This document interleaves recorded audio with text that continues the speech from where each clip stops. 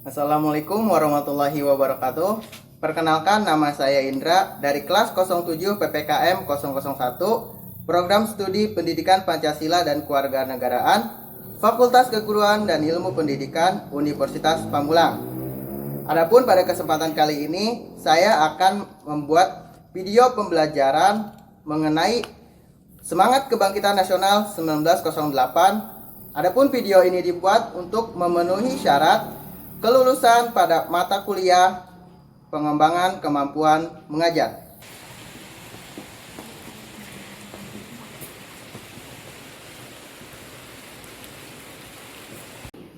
Assalamualaikum. Waalaikumsalam.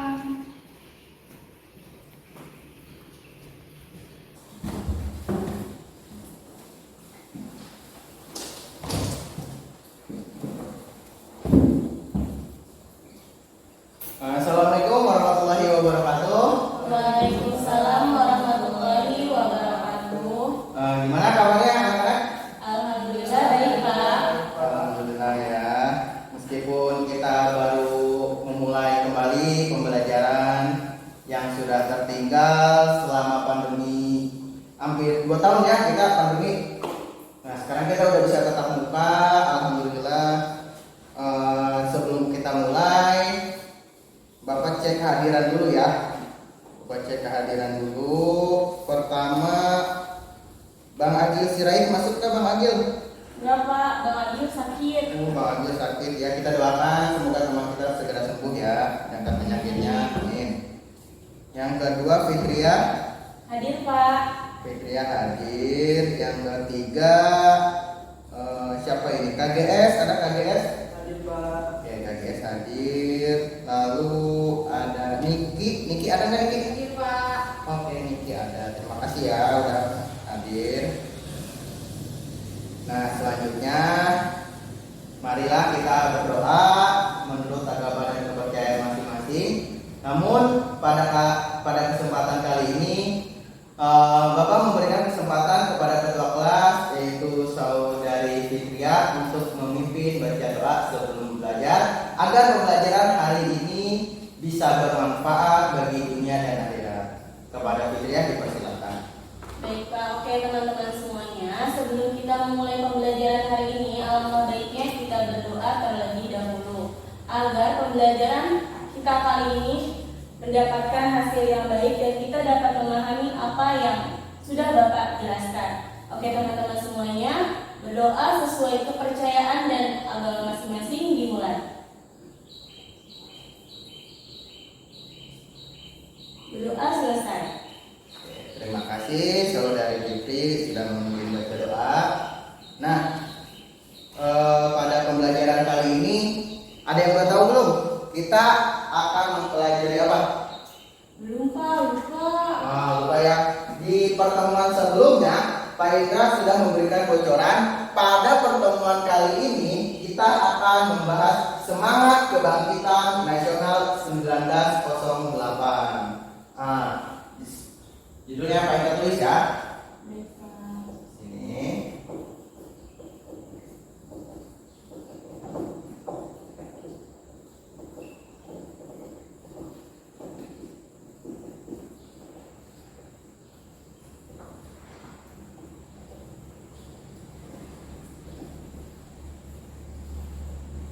Oke, judulnya Semangat Kebangkitan Nasional 1908. Oke, nah tujuan pembelajaran kali ini pada intinya tujuan pembelajaran kita ini sesuai dengan judulnya yaitu peserta didik atau kalian ini harus bisa memahami Semangat Kebangkitan Nasional 1908. Namun seperti biasa kalau di pelajaran Pak Indra sebelum memulai kita harus pemanasan. Nah, pemanasannya apa? Biasanya Pak Indra senam senam otak. Pak Indra sudah mengirimkan video dan musiknya itu ke grup kelas. Nah, ketua kelas silakan dibuka HP-nya. Pak Indra kali ini memperbolehkan kalian untuk membuka. Silakan buka grup kelasnya. Sudah? Sebentar, Pak.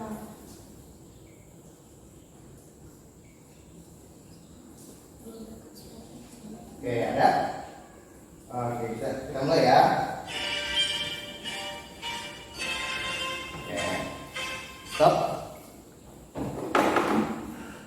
Oke. Pak Indra kasih clue dulu karena ini gerakannya ada yang baru. Pertama, ini namanya kelinci. Ya, ini namanya kelinci. Yang ini tembak. Kalau Pak Indra bilang tembak seperti ini, kalau Pak Indra bilang kelinci seperti ini. Siap ya? Nanti kita tukar seperti ini. Kita pasang musiknya. Siap? Oke. Pelan, tukar. Kita kemana dulu? Agar otak kita siap untuk menerima materi hari ini. Cepat.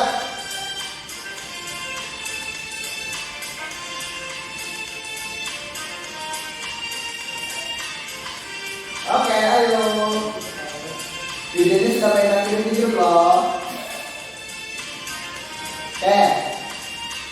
Gerakan prinsipal yang mungkin sebelumnya. Tangan kanan 1. Tangan kiri 5. Tangan kiri 1, tangan kanan 5.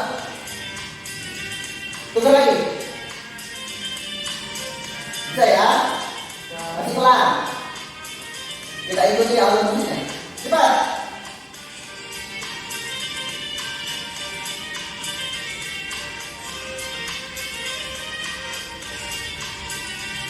Sekarang balik. Ibu jari dan kelinci. Ayo ikuti anak-anak. Tukar. Tukar. Cepat. Cepat.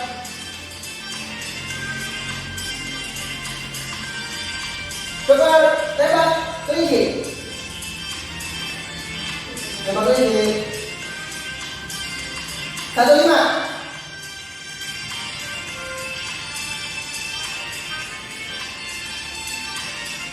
Nah, ini udah aja ya. Tembak tinggi lagi. Ayo, kemana lagi dulu 3 menit. Baru kita masuk materi. Nah, ini paling gampang.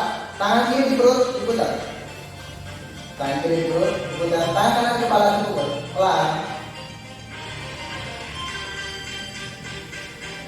Ayo ikuti yang belakang. Yang belakang jangan dibaca ya. Iya, Pak. Perutnya diputar. Sekarang gabung. Perutnya diputar, kepalanya ditekuk. Oke, ayo. Ganti ke tangan lagi, tembak tinggi. 15. 15. Tembak tinggi. 15. 15. Sekarang ibu jadi sini. Jadi keliling. Ayo semangat, belajar semangat. Wah, guys bisa nih. Oke, terima kasih. Tepuk tangan untuk kita semua. Oke, Bismillahirrahmanirrahim. Karena pemanasan tadi kita sudah melakukan namanya senam otak. Sekarang kita masuk ke materi. Bisa dilihat dan kita sudah menampilkan PPT atau presentasi. Nah, yang kita pelajari kali ini adalah kali berapa ini? 1.4, 2.4, 3.4, 4.4. Pas berapa kalian? Kelas 8, Pak. Kelas 8 ya. Dan yang rasa kalian sudah kelas 8. Materinya kalian 1.4, 2.4 dan ya. Nah, ini judulnya Semangat Kebangkitan Nasional 1908. Langsung masuk ke materi ya. Nah, kondisi bangsa Indonesia sebelum tahun 1908. Yang di belakang jangan tidur ya. Tentang pelajaran PKN nanti ngantuk. Ayo bangun. Nah, lihat kondisi sebelum 1908. Nah, di sini Saudari Fitri bisa dibaca baris pertama. Awal dimulainya penjajahan Belanda di Indonesia dimulai sejak didirikannya VOC pada tanggal 20 Maret 1602. penjajahan di Indonesia itu didirikannya perusahaan yang namanya VOC.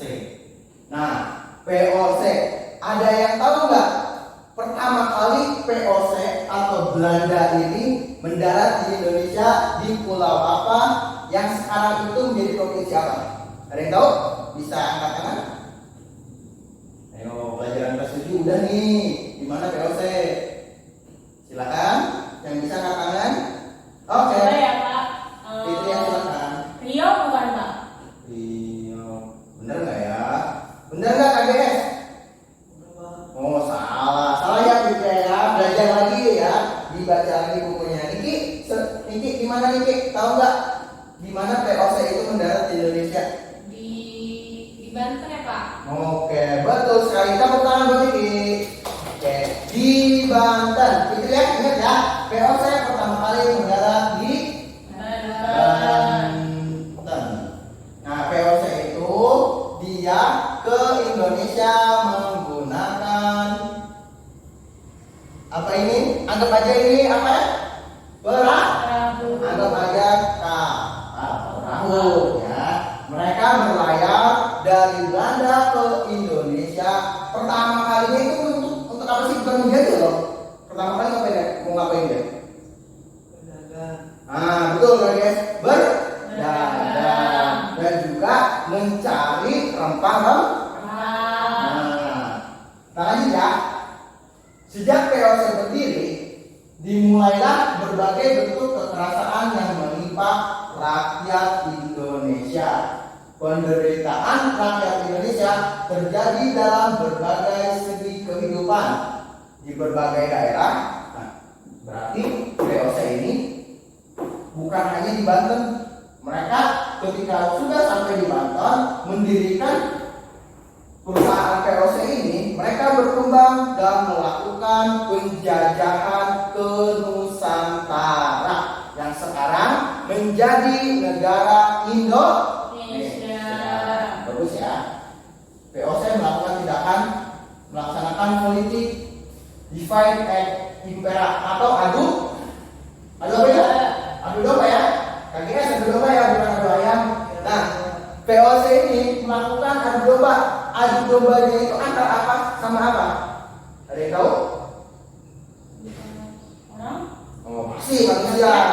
Nah, antara apa? Dulu sebelum Indonesia jadi negara republik itu Indonesia negara apa sih dulunya? Atau bentuknya apa? Pemerintahannya? Apa nih? Kerajaan. Nah, bagus ya. Begini udah mulai bisa nih, nanti Pak Ida kasih nilai A. Nah, ini anggap aja ya kerajaan. Nah, Belanda atau VOC memiliki politik yang namanya ini divide and impera atau adu domba. Yang diadunya itu pada zaman dahulu itu di kerajaan. Antar kerajaan, berarti kerajaan satu dengan kerajaan yang lainnya diadu agar mereka bermusuhan, saling menjatuhkan, dan akhirnya kerajaan tersebut bisa dikuasai oleh Belanda. Oke, lanjut ya. Antar kerajaan dengan kerajaan. Nah, sekarang Pak Indra masih punya pertanyaan lagi. Kerajaan yang menurut kalian di dalam sejarah Indonesia yang terkuat, kerajaan apa? Ada yang tahu? Angkat tangan. Saya Pak. Oke, KGS. Majapahit. Bagus sekali. Kerajaan Majapahit. Nih, Pak Indra punya kata-kata buat kalian ya. Jika kekuasaan dan jabatan itu kekal atau selamanya, sekarang kita bukan Indonesia, tapi Majapahit. Karena Majapahit ini kerajaan yang paling hebat atau paling kuat. Bahkan bukan hanya di Indonesia, melainkan juga termasuk Singapura, Malaysia, Brunei Darussalam juga termasuk kerajaan Majapahit. Jadi ingat ya, jadi ketika kita memiliki kekuasaan atau jabatan tinggi, kita tidak boleh berbesar kepala. Jadi lanjut ke materi ya. masuk. Di sini kerajaan pasti ada raja, ada raja. Raja pasti punya Istri. Nah, punya istri, dia pasti punya anak. Di sini Pak Indra ibaratkannya itu anaknya itu 2 aja ya, jangan banyak-banyak, KB ya. Oke. Nah, si ini bisa dibilang ini putra mahkota 1. Ini putra mahkota 2. Nah, Belanda ini apa politiknya namanya? Dari apa? Adu domba. Nah, bahasa Belandanya apa itu? Divide and impede atau adu domba. Nah, Pak Indra kasih contohnya itu salah satunya adalah VOC dengan politik yang tersebut melakukan adu domba ke putra mahkota 1 ke putra mahkota 2. Nah, dia bilang ke putra mahkota 1 bahwa adiknya itu putra mahkota 2 akan menggulingkan kekuasaan yang akan diberikan kepada putra mahkota 1 ketika raja ini sudah tua atau meninggal. Nah, lalu putra mahkota 2 oleh Belanda dihasut juga agar menjatuhkan putra mahkota 1. Jadi ketika mereka terjadi perpecahan, Belanda masuk ke sini. Jadi kerajaan yang tadinya sangat kuat menjadi Runtuh. bukan bangunannya ya yang runtuh, tapi Kerajaan. kekuasaan. Ya, kekuasaannya. Jadi kekuasaannya itu diambil oleh Belanda. Dengan politik adu domba, apa yang bisa kita ambil dari kisah yang Pak Indra ceritakan? Ada yang tahu? Ada yang tahu? Ayo. Di pelajaran bahasa Indonesia ada loh. Kita harus bisa tahu apa sih amanat dari sebuah cerita. Ayo, bahasa Indonesia udah diajarin. Sekarang di PKM juga ada nih. Ada yang tahu?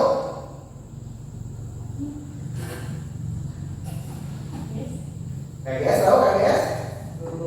Oke, tidak tahu ya. Nih, pelajaran yang bisa kita ambil dari adu domba yaitu kita tidak boleh berbesar kepala atau kita tidak boleh terbawa hasutan orang lain. Lanjut ke materi. Nah, bangsa Indonesia makin menderita ketika siapa itu? Dendles pada tahun 1808 sampai 1811 berkuasa. Kenapa sih rakyat Indonesia itu sudah menderita, terus Dendles datang makin menderita? Ada yang tahu kenapa? Bisa dilihat ke PT? Karena kerja paksa. Nah, kerja Paksa.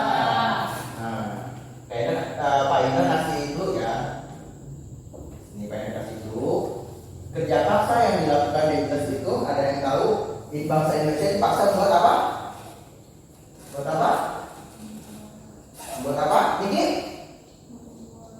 Jangan tidur ya, ini ya. Buat apa? Membangun jalan. Nah, membangun jalan. Jalan. Nah, yang di belakang juga jangan tidur ya, yang di belakang. Dia bukan. Oke, membangun jalan dari mana? Pulau Jawa. Ya, Pulau Sepanjang Jawa. Pulau Anyar. Sepanjang Pulau Jawa.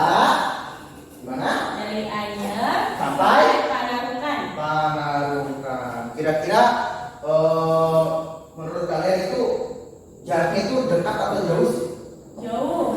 Jauh ya, karena dari Anyer yang di mana di Banten. Banten sampai Panarukan yang di Jawa. Jawa. Sangat jauh ya. Inggris itu memaksa rakyat Indonesia untuk kerja rodi atau kerja paksa. Namun perlu kalian ingat, Inggris pada saat itu tidak serta merta, ya ingat, tidak serta merta memaksa bangsa Indonesia atau rakyat Indonesia untuk bekerja. Namun ia memberikan upah kepada rakyat Indonesia. Namun ada yang tahu kenapa sih kok bisa menderita padahal dia kasih upah? Ada yang tahu kenapa sih? Kan dulu jelas ini melakukan namanya kerja paksa. Nah, tapi dia kan memberikan upah. Kenapa rakyat Indonesia malah makin menderita? Tadi apa? Kenapa? Padahal dia upah. Tapi rakyat Indonesia makin menderita. Kenapa? Ada yang tahu? Tangan. Oh. Gajinya kecil bukan Pak? Gajinya kecil. Oke, Fitrian. Pak Indra simpan dulu ya. Siapa lagi? Oh, Bang Agil nggak masuk nih. Padahal Agil, Bang Agil itu dia paling suka yang namanya sejarah nih. Oke, Diki. Karena dikorupsi gubernur Pak. Nah, dikorupsi. Jadi bukan hanya pada saat ini atau pada zaman kita maraknya korupsi, namun pada zaman Belanda juga sudah terjadi yang namanya korupsi. Korupsi itu menguntungkan apa merugikan? Merugikan. Jadi sudah dipaksa kerja, uangnya dikorupsi atau tidak diberikan kepada masyarakat atau pekerja, maka bangsa Indonesia semakin menderita. Lalu penderitaan berlanjut karena Belanda kemudian menerapkan kultur stel atau tanam Paksa. paksa. Nah, ngomong-ngomong tanaman, Indonesia itu makanan pokoknya apa? Nasi. Nasi.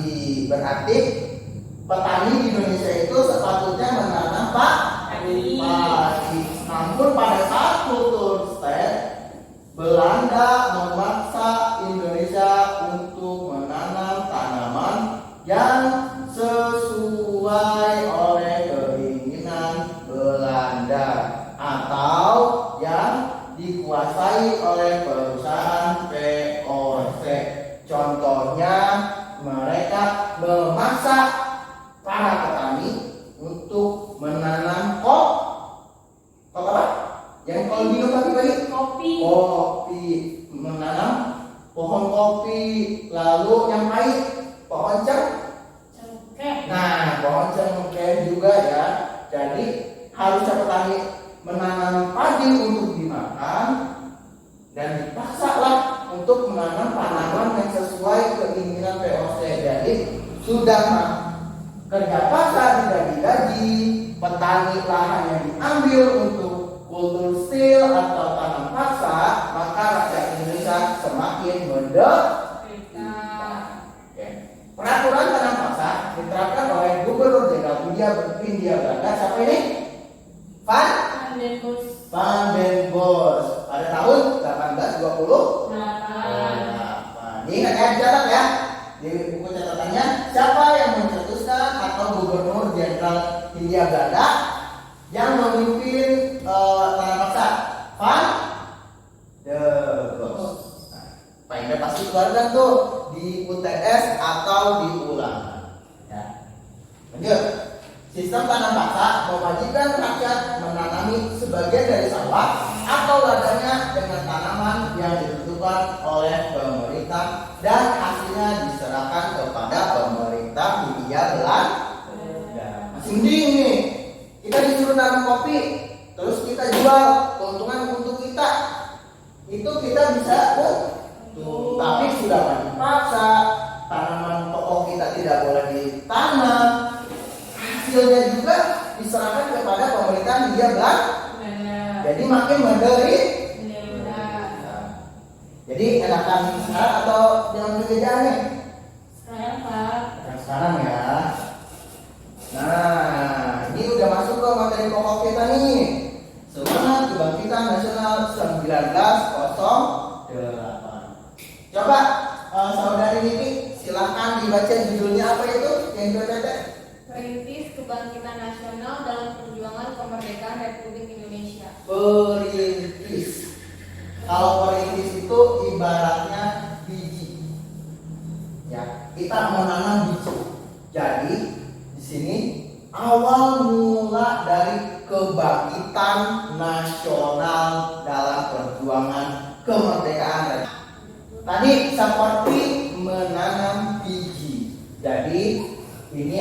perintis. Bukan berarti sebelum tahun ini, tahun 1908, Indonesia tidak berjuang untuk kemerdekaan Indonesia, akan tetapi pada saat itu seperti ini yang digambar, bersifatnya kerajaan-kerajaan atau angkat-angkat kerajaan. Jadi perjuangan pada saat itu hanya bersifat kedaerahan. Nah, jadi ibaratnya itu kalian punya sapu lidi. Sapu lidi satu, sapu lidinya ada 5, ada 4, dan 4. Belanda datang mematahkan satu, satu lagi dipatahkan, satu lagi dipatahkan, sampai habis dipatahkan, rusak rusak semua. Nah, pada saat ini atau pada saat tahun 1908 terjadilah kebangkitan nasional. Jadi ibaratnya satu lidi yang terpisah dijadikan satu. Jika dipatahkan akan sulit. Nah, di sini silakan saudari Niki. Nah, silakan baca ya. Budi Utomo merupakan organisasi pertama di Indonesia yang bersifat nasional berbentuk modern, yaitu organisasi dengan pengurus yang tetap, ada anggota, tujuan, dan program kerja. Budi Utomo didirikan oleh Dr. Sutomo pada tanggal 20 Mei 1908. Pendirian Budi Utomo tidak terlepas dari penggagas atau pendorong lahiran Budi Utomo, yaitu Dr. Wahidin Sudirohusodo. Oke.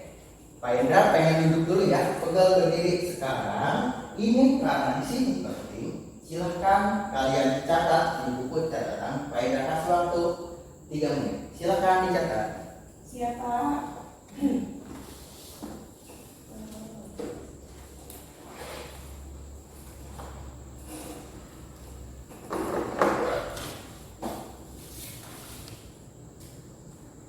Ayo dicatat. Coba lihat Niki, HP-nya taruh dulu ya. Nanti chattingan sama pacarnya. Coba lihat Pak Indra catatannya.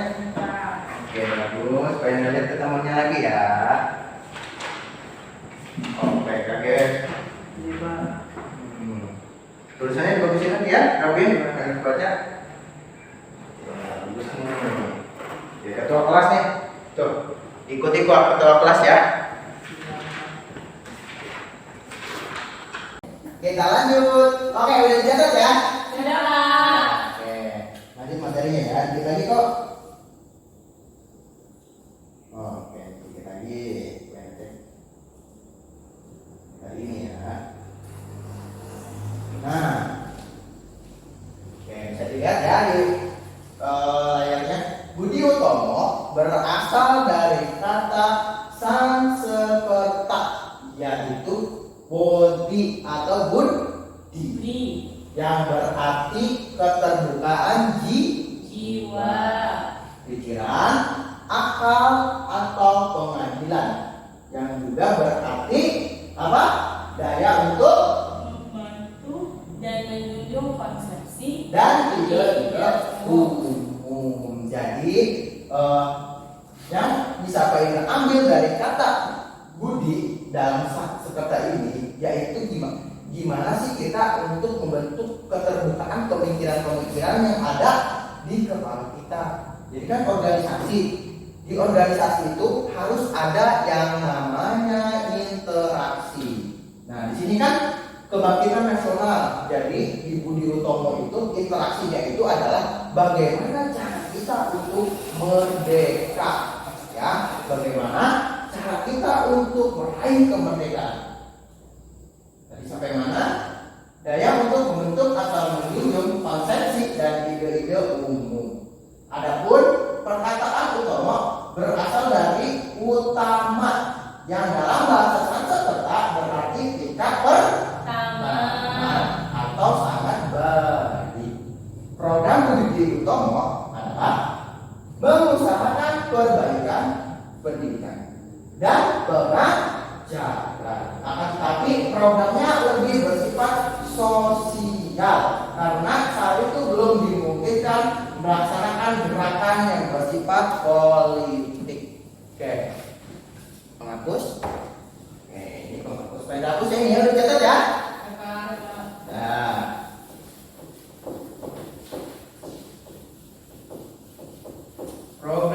Budi Utomo. Di sini ada kata perbaikan pendidikan dan pengajaran. Di catatan kalian kasih garis bawahi perbaikan. Kenapa sih pada tahun 1908 ini harus diperbaiki pendidikan dan pengajaran di Indonesia?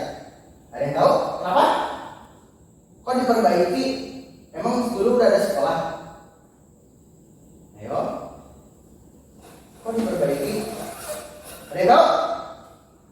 Nah, pada saat zaman Belanda itu, ini juga masih zaman Belanda sih.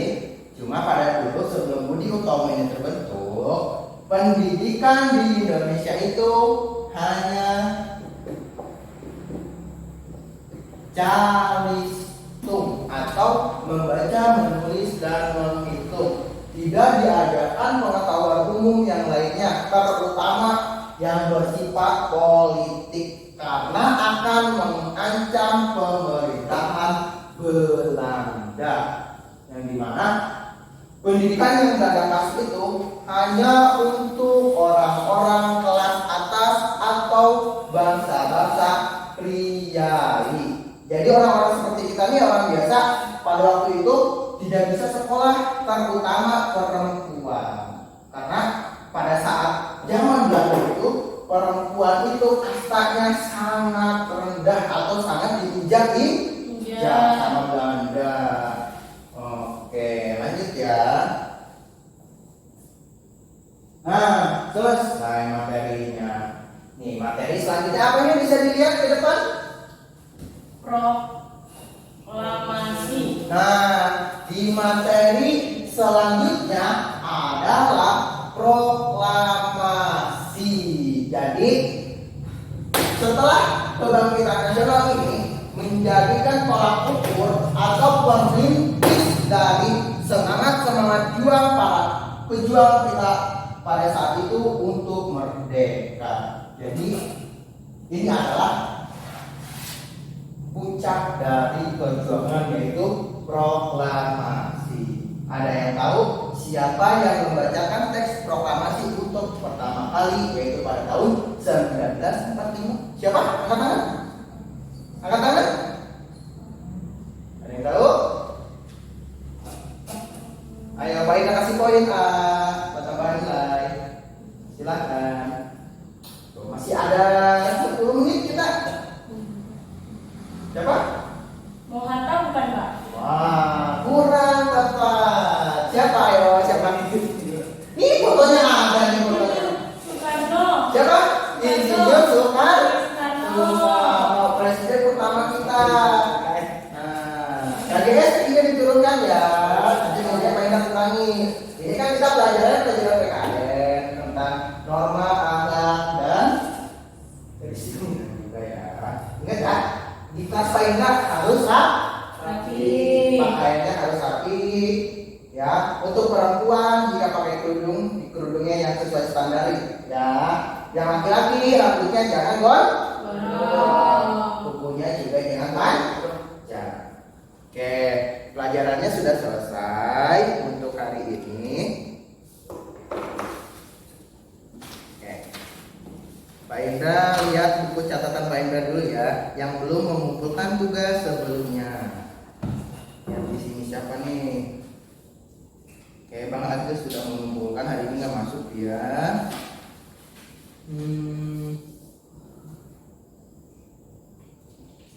Niki sudah mengumpulkan. Ketua kelas nih belum mengumpulkan. Mau kapan mengumpulinnya ya? Makalah ya tugasnya. Kapan? Besok ya, Pak. Oke, besok saya ada di kelas. Saya lihat dulu di sini ada di kelas. Oke, besok saya ada di kelas 83. Kan kalian dapat 1 ya. Kasih ke Pak Indra ya di 83. Ya, ketua kelas ke kelas 83 ya. Namun bukan berarti ada teman kalian yang belum mengumpulkan, Pak Indra tidak memberikan tugas. Tugasnya nih, tulis ya. Iya, Pak. Ini adalah link apa ini? Quiz. izin, linknya sudah Pak Indra buka, jadi kalian tidak memerlukan kode akses. Kalian kerjakan, izin, ini tugas pertama. Tugas kedua, ini ada link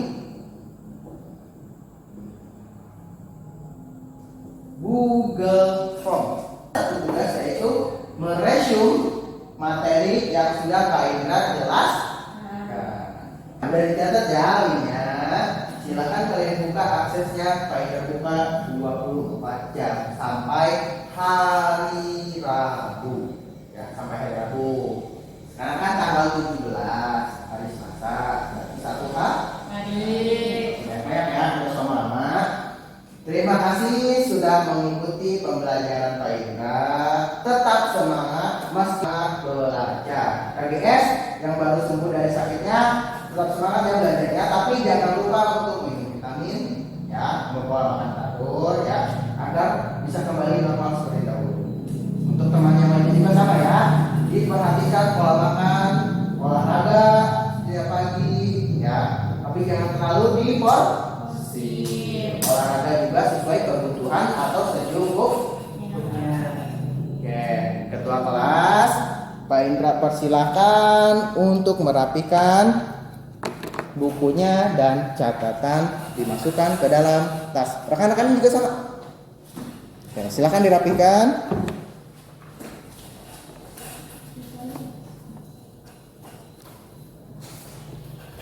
Baik, sudah rapi ya.